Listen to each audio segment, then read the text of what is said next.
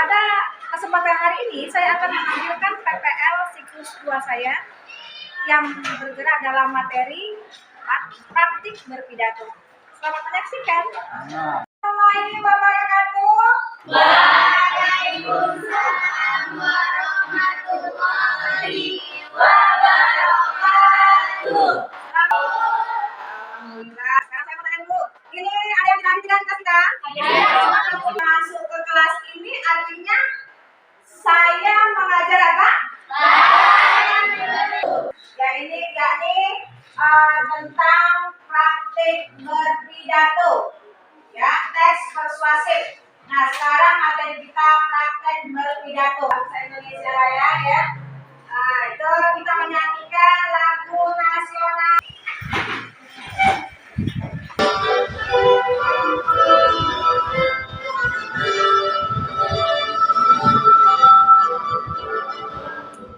Muda-muda Indonesia tangan baju Di bawah. Ya.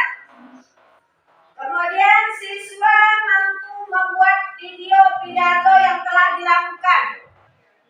Tadi adalah merupakan tujuan pembelajaran kita. Nah, sekarang saya ingin bertanya kepada kalian. Ya. Pertanyaannya, apakah kalian pernah melihat orang berpidato? Teknik atau metode berpidato mempergunakan apa? Impromptu. Ya, metode project based learning. Artinya output yang akan kita hasilkan dari proses pembelajaran hari ini, ya Anda semua harus bisa. Kita sebelumnya menyampaikan tentang pengertian dari teks persuasif dan struktur teks persuasif. Yang pertama adalah pengertian dari teks persuasif. Kalau menurut saya pribadi yang simpel itu adalah teks persuasif, yaitu teks yang berisi tentang ajakan. Jadi dia teks ini berisi tentang ajakan, yaitu mengajak para pendengar untuk melakukan hal yang dia inginkan. Lalu selanjutnya adalah struktur teks persuasif itu bagi tiga. Yang pertama adalah nafsu, yang kedua elemen, yang ketiga berisi tentang ajakan. Jadi yang saya sampaikan jadi kita lihat. Assalamualaikum warahmatullahi wabarakatuh. Ya, coba kita perkenalkan namanya. Perkenalkan, nama saya Dita Sabila. Sini saya ingin memberikan kepada tadi mengenai yang dikatakan saya. Benar-benar tadi itu pengertian dan sebenarnya nama yang itu kayak bahasanya. Nah, kayak bahasa yang pertama itu menggunakan kata-kata teknis dan menggunakan kata-kata argumentatif, sifat dan habitat, dan menggunakan kata info persuasif atau menggunakan kata ayolah, marilah, serta menggunakan kata perujuk atau misalnya dilansir dari media.com, dilansir dari berbagai media. Ya, oke, kasih pertanyaan nih. Perkenalkan, nama saya Fitri Haryani Darogan. Di sini saya ingin menjelaskan struktur-struktur yang sudah disebutkan di atas menjelaskan. Yang pertama itu analisis di sini itu penjabaran mengenai topik masih secara umumnya. Kemudian yang kedua itu argumentasi. Itu adalah pendapat dari penulis yang dituangkan dalam teks. Terus yang ketiga itu berisi ajakan. Ini ajakan yang bisa mengajak para audiens atau pembaca itu merasa cocok dengan apa yang diinginkan si penulis. Baik, silakan dulu dibagikan ini LKPD-nya.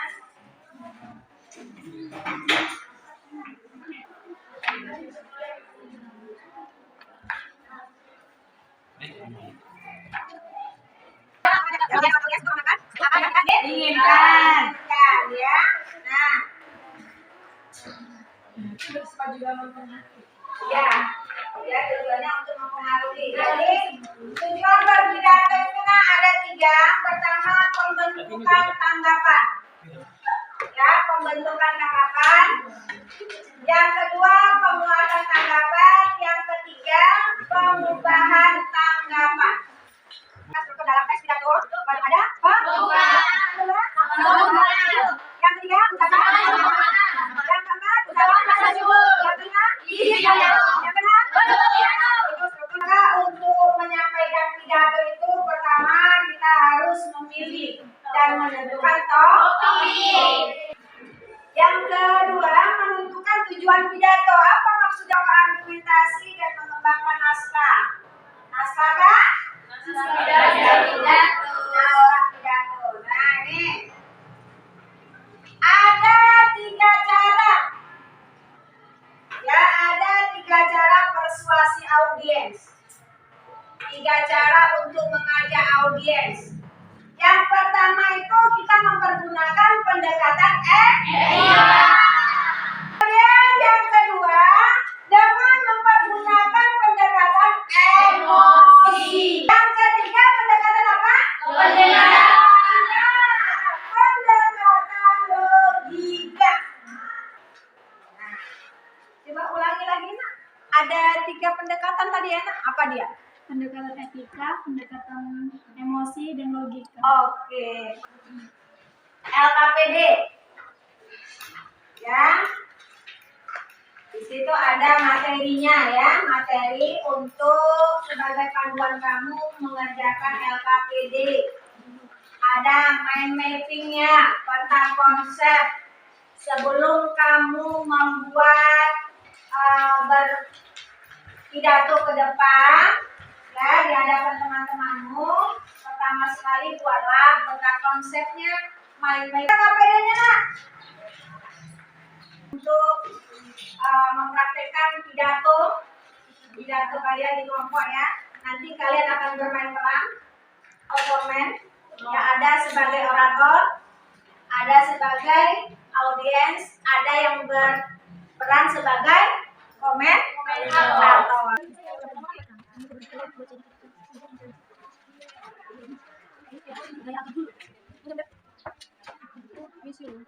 Assalamualaikum warahmatullahi wabarakatuh. Waalaikumsalam warahmatullahi wabarakatuh.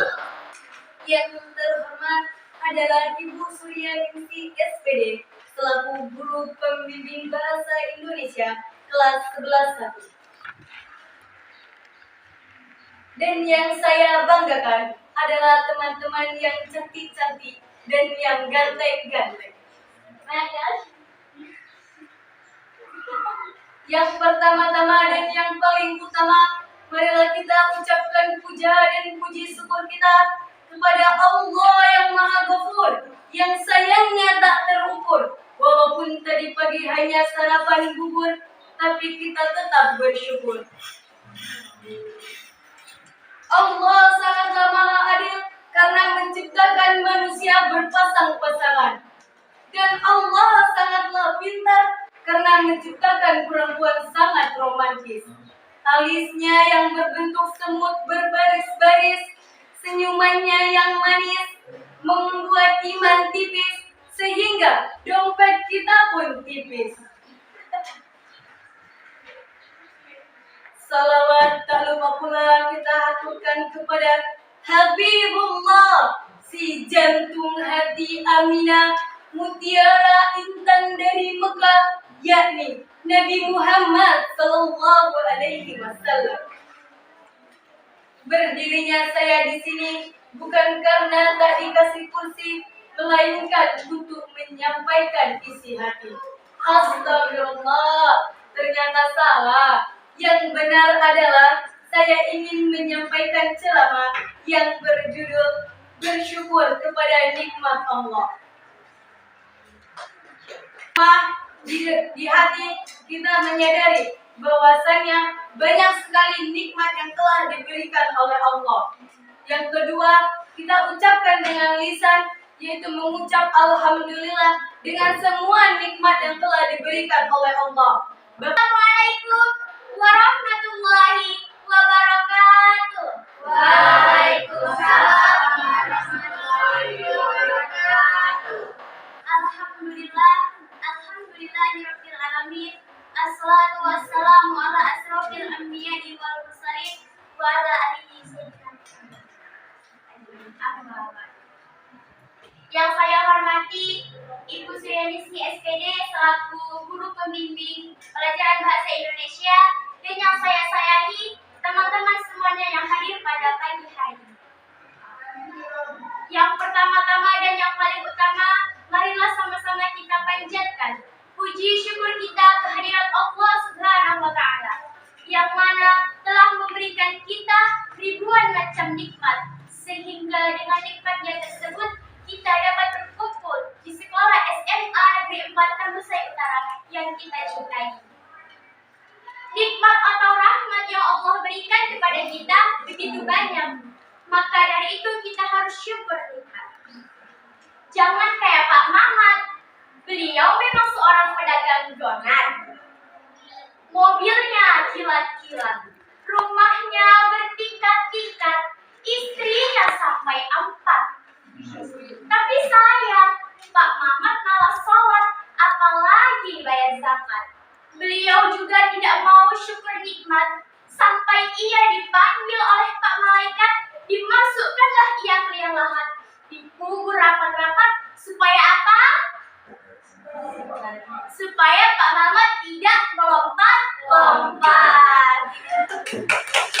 Yang kedua, salawat dan salam tak pula kita hadiahkan kepada Nabi besar Muhammad SAW, yang mana telah membawa kita dari zaman biadab hingga zaman beradab, dari zaman kemusyrikan hingga zaman kemusliman. Beliau adalah seorang pelopor yang tak pernah berkata kotor. Beliau juga seorang pejuang yang tak pernah berbuat curang. Bahkan beliau rela mengorbankan harta bendanya demi menegakkan kalimat tauhid. La ilaha illallah, tiada Tuhan selain Allah. Baiklah, adapun maksud dan tujuan saya berdiri di depan ini ingin menyampaikan sebuah ceramah yang berjudul Sholat.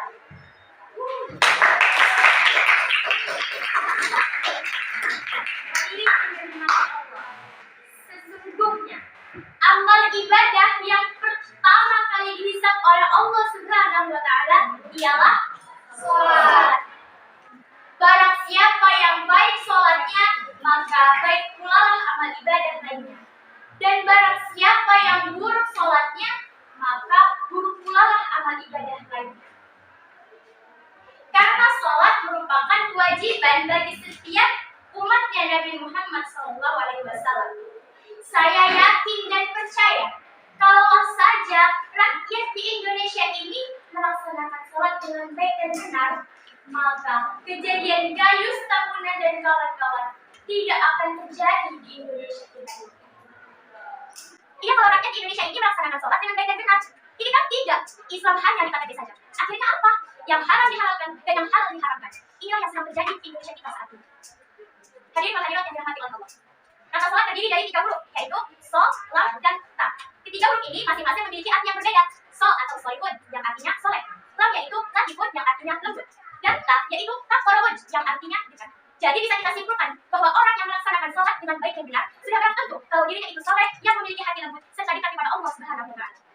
Tetapi mengapa di zaman yang penuh dengan kecacihan ini, kebanyakan dari kita lebih memenuhi tempat-tempat hiburan ketimbang tempat ibadah. Kebanyakan yang sibuk akan dunia dan melupakan akhirat. Dan kebanyakan lagi yang tidak melaksanakan sholat ketimbang yang melaksanakan. Syair mengatakan, anak-anak sekarang sungguh keterlaluan, disuruh mengaji malah membuka Shopee. Anak-anak sekarang sungguh keterlaluan, disuruh sembahyang malah berpacaran. Jadi yang dirahmati Allah, inti dari segala pembicaraan saya kali ini, marilah bersama-sama kita laksanakan apa yang sudah menjadi tanggung jawab kita bersama. Allah berfirman dalam Al-Quran surah Al-Ankabut ayat 45. Bismillahirrahmanirrahim. Inna sholata tanha 'anil fahsya'i wal munkar. Sesungguhnya salat itu mencegah perbuatan keji dan mungkar. Demikianlah yang dapat saya sampaikan. Kurang lebihnya saya mohon maaf. Saya akhiri. Wabillahi taufiq wal hidayah. Wassalamualaikum warahmatullahi wabarakatuh. Nah, coba dari dia.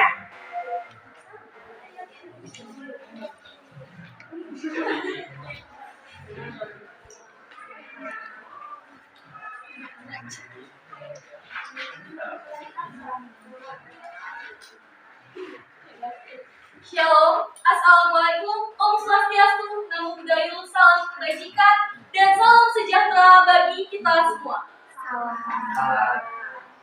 Pertama-tama, saya ucapkan terima kasih dan yang terhormat kepada Ibu Suryani Ningsih selaku guru pembimbing dalam bahasa Indonesia.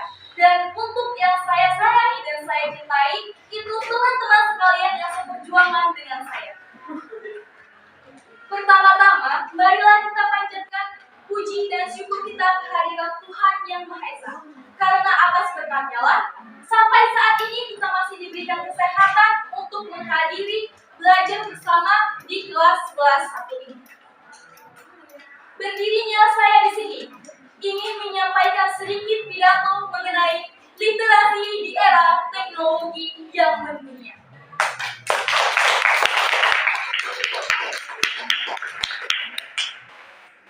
Literasi adalah kemampuan untuk mengakses sesuatu dengan cerdas, seperti membaca, menulis, melihat, bahkan berbicara.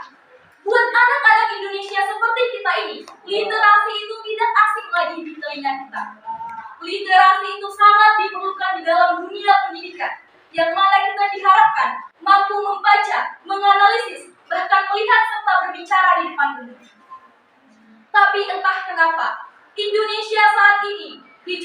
sebagai negara yang tidak mengembangkan literasi. Bahkan UNICEF sendiri mengatakan bahwa Indonesia menduduki peringkat 74 dari 79 negara yang tidak mengembangkan literasi di negaranya sendiri. Sebagai anak-anak bangsa, seharusnya kita berpikir dan sangat-sangat miris jika melihat Indonesia yang tidak mengembangkan literasi saat ini. Bahkan buat anak-anak serta siswa-siswa yang mengecam pendidikan tanpa menggunakan literasi, itu sangatlah tidak benar. Kenapa?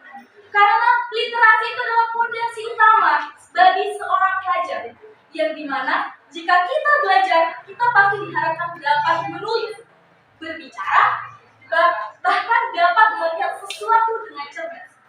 Bagaimana jika anak bangsa saat ini tidak mengembangkan literasi?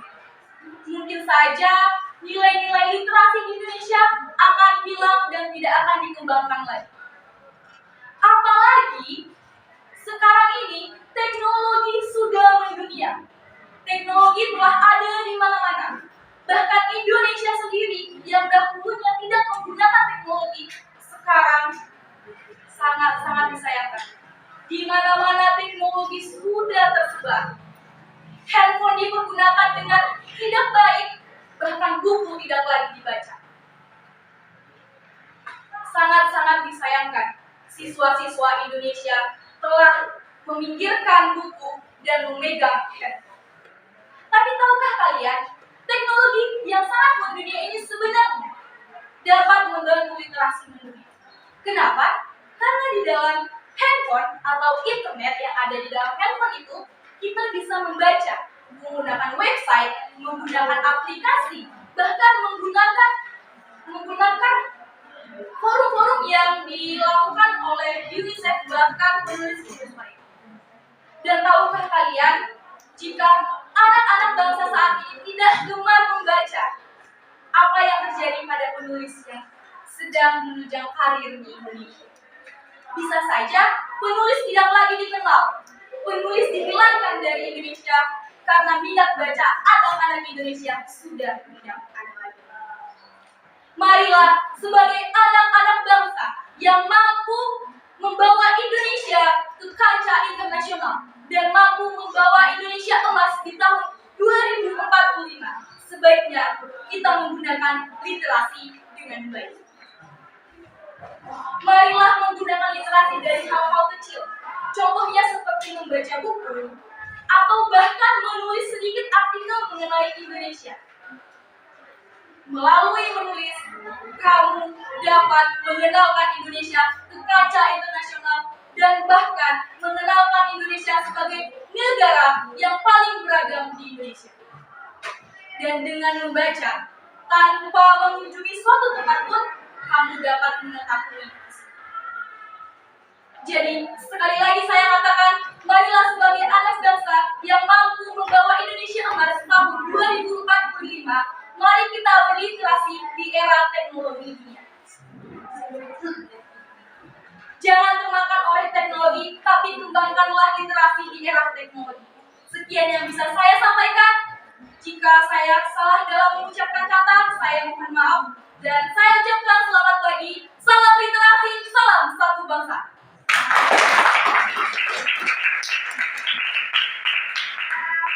Anda semua, ini perwakilan 3 orang ya yang belum ngomong lagi ya, kita lanjutkan yang akan datang. Coba sekarang kita langsung ke penilaian ya. Sudah selesai penilaiannya kan? Yang belum maju berarti yang memberikan penilaian terhadap praktik pidato dari teman kita Hidayat. Bagaimana menurut kamu? Pidato yang dibawakan olehnya sudah baik atau tidak? Ya. Nah, dari kelompok tadi mengenai pidato dari Hidayat, tadi kan pertama itu kesesuaian idenya, kami ambil poinnya 3. Kasih tepuk tangannya. Lanjut. Intonasinya juga 3 juga, Bu. Karena dia bagus cara dia menyampaikannya. Habis itu gesturnya atau gerak geriknya itu Dia juga dapat 3. Dan kontak audiensnya 3. Oke, sangat baik ya. Baik, penilaian kami tentang pidato yang telah disampaikan oleh Oyen, menurut kami pidato penyampaiannya itu bagus, sama pantun-pantunnya juga bagus lah, lucu ya. Baru intonasinya pun bagus, suaranya ya pokoknya bagus, baik, teksturnya juga baik, pandangannya juga baik. Kriteria penilaiannya Baik Bu. baik. Tiga semua. Tapi Ya, Bu. sangat baik ya. Oke. Kalian juga Kalau menurut kami Bu, kalau menurut kami pidato yang disampaikan oleh Juwita itu kesesuaian idenya bagus, nilai 3, intonasinya juga 3, gestur 3, dan kontak audiens juga 3. jadi ada interaksi di dalamnya ya. Oke. Sekarang saya tanya lagi kepada kalian, berdasarkan 3 tampilan rekan-rekan kalian dalam berpidato di depan, apa yang kalian dapat dari apa yang sudah disampaikan oleh rekan-rekan kalian ketika berpidato tadi? Apa ada yang disampaikan di dalam? Tidak boleh insecure. Apa sih insecure? Iri.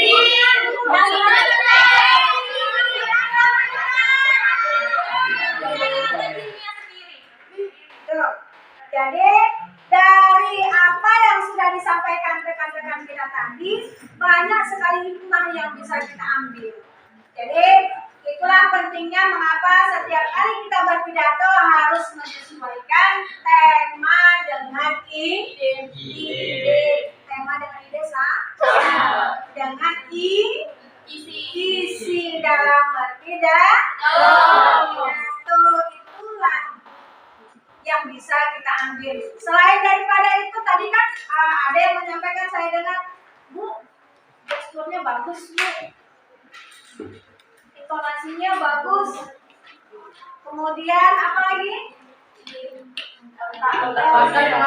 Kontak audiensnya bagus. Gimana kalian mendapatkan pernyataan-pernyataan tersebut bahwa kontak audiensnya itu bagus? Dari pernyataan apa? Kata Ayu. Dari teman kita yang tampil tadi Bu, cara dia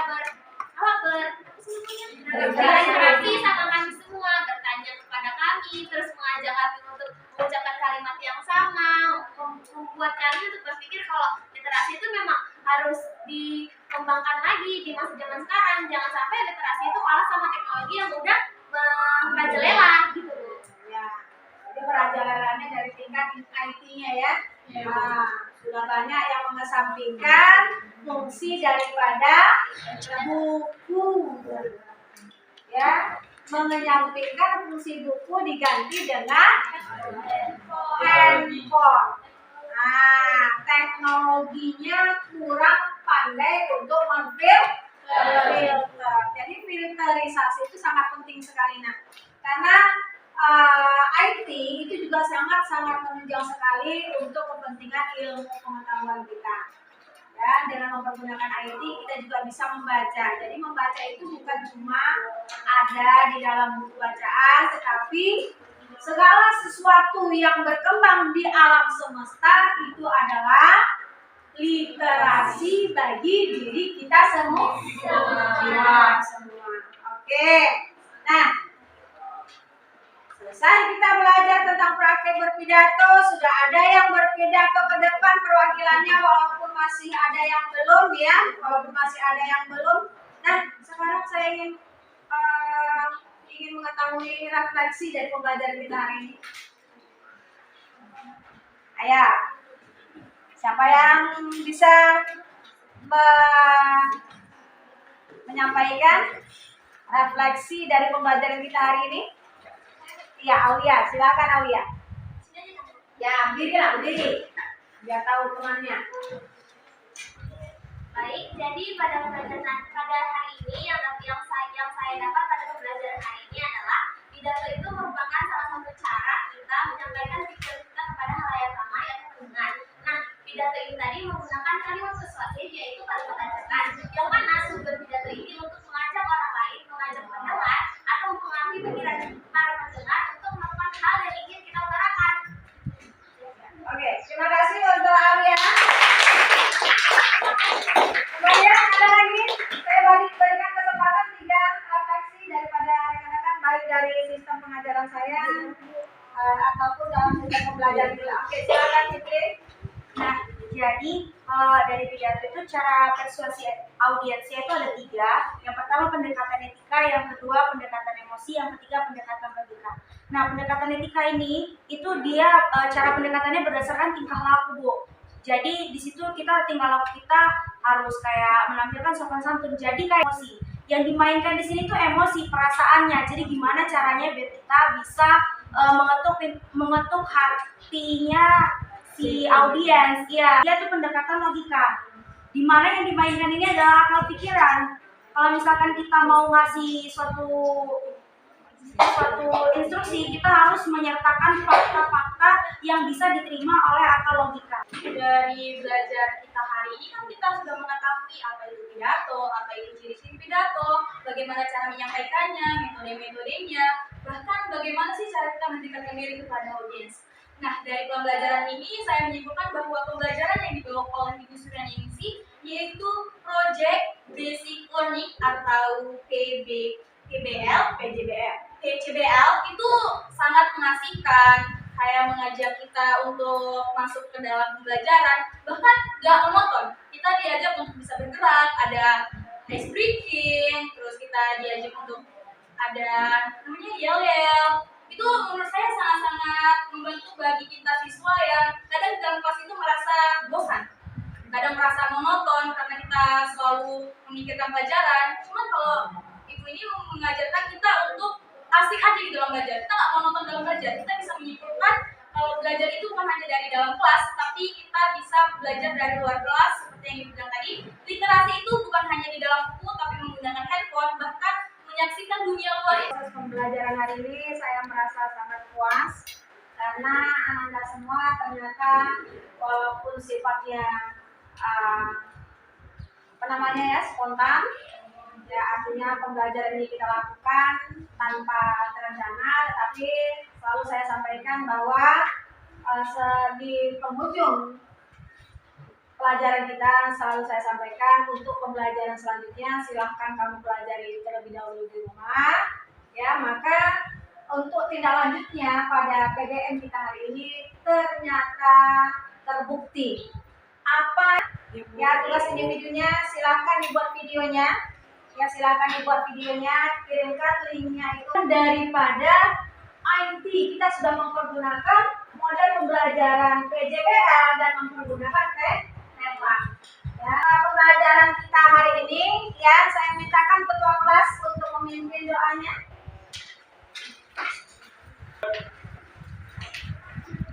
Oke, teman-teman, sebelum kita menutup pelajaran kita pada hari ini, marilah kita berdoa untuk pelajaran agama dan pikiran kita masing-masing. Doa dimulai.